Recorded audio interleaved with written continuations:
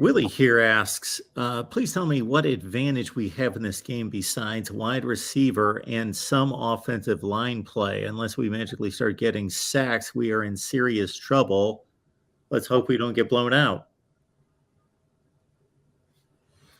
I mean, I've kind of gone through. I posted my first of the two tail of the tape features: Ohio State offense versus UGA defense.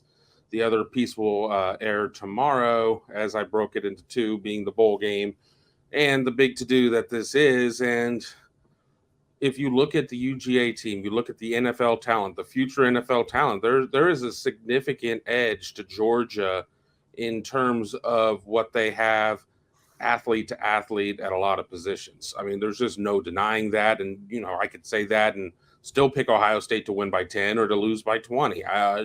Georgia has a lot of talent.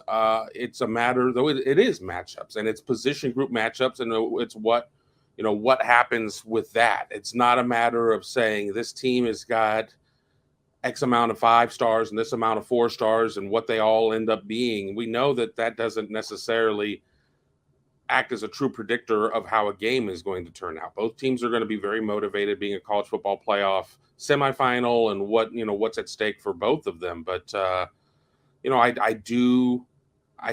think that the Georgia tight ends present a very obvious challenge.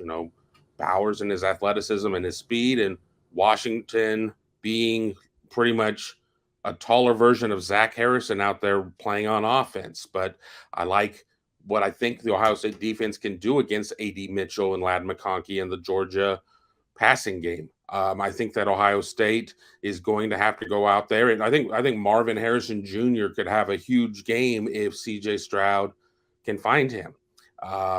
But you've got to protect him. I mean, if the Jalen Carter's coming up the gut all the time because Whippler, Jackson, and Matt Jones are unable to contain him, you're not going to be able to run long routes. You're not going to be able to run complex routes with double moves and things of that nature. C.J. Stroud is going to have to be able to move the pocket. Dare I anger the masses and say C.J. Stroud is going to have to do a little north-south running?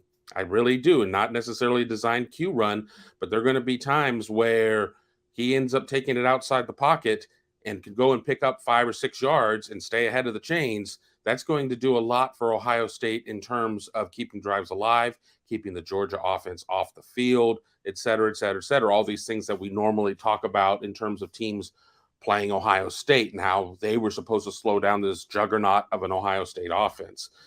So I'm not as concerned about, this matchup versus that matchup. It's more of the team effort and what's going to come out of it. And I think Ohio State learned a lot of lessons in the Michigan game.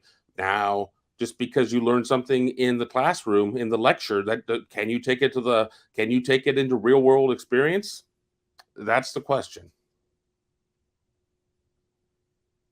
Looking at the 247 Sports team total talent composite. Georgia's got 85 commits on the current roster. Ohio State's at 84. 15-14, Georgia in 5 stars. 53-52 in 4 stars. But Kevin, you went position by position units, and you broke it down and see Georgia with a slight to decided edge just about everywhere.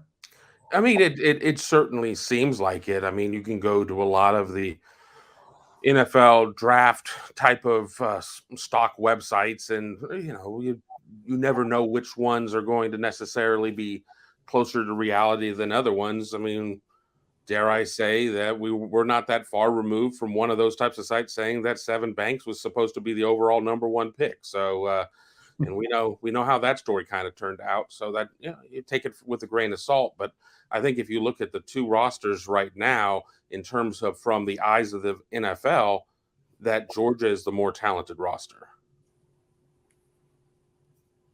Yeah, I would agree. And I noticed that may have brought this up previously. CBS, had 4 Ohio State players in the first round and 5 Georgia players in the first round projection. And each team has one of those first rounders who's not going to play in this game. I think there's a linebacker from Georgia who's injured and he's out. And of course, Jackson Smith, the big guy. Yeah, Smith, and of course Jackson Smith, the Jigba, is out for Ohio State. But CBS did sneak DeJuan Jones, an offensive tackle, into that list, and they already had Paris Johnson on that list along with C.J. Stroud. So, you know, again, I go back to listening to Jim Knowles and the guys on the defense talk today, and you know, one of the things is I've kind of, you know, we have a lot of group think, or at least, you know, you bounce ideas off each other, as Kevin said, over beers or whatever.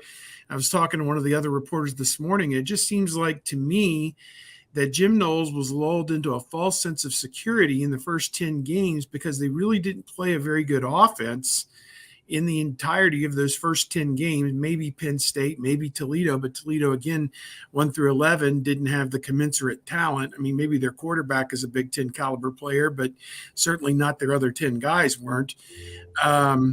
So I think that he believed that they were capable of things that they really weren't capable of against top competition. And Maryland exploited some of that with Tagovailoa having such a big game against them and completing big passes and these kind of things. And it was kind of like, as I explained it to a friend, it's kind of like the Michigan game in 2013, where they won the game like 42-41, gave up a bunch of yards and a bunch of points to Devin Gardner. It was a 2-point conversion at the end. I think Brady Hoke would have been the coach then, and he went for it to win the game and beat Ohio State. And Ohio State got the deflection or whatever, interception maybe by Tyvis Powell. Tyvis Powell interception, yeah. So they asked Luke Fickell, the defensive coordinator, after the game, like, what gives? And he goes, hey, did we win? And yeah, I mean, you won that game, but you got, you know, obliterated the next week against Michigan State, 38-24 in their 38-28 in the eating pizza in the golf cart in the basement of Lucas Oil Stadium game with good old Urban Meyer. And then, you know, the same principle applied here with Maryland. You go into the game the following week and you're still giving up those huge plays to Michigan. But the other thing that came up was this Michigan game felt a little bit different than the Michigan game the year before, because it seemed like whether it was offense or defense, Michigan the year before at Ann Arbor dominated that game, whereas Ohio State dominated the play other than those 5 or 6 huge chunk plays that Michigan hit. So I don't know. It's any way you want to look at it, it was a loss. And, you know, you're going to look for silver linings, I suppose, anywhere, but they got to play a lot better. And I've been accused of being, as John Cooper used to say about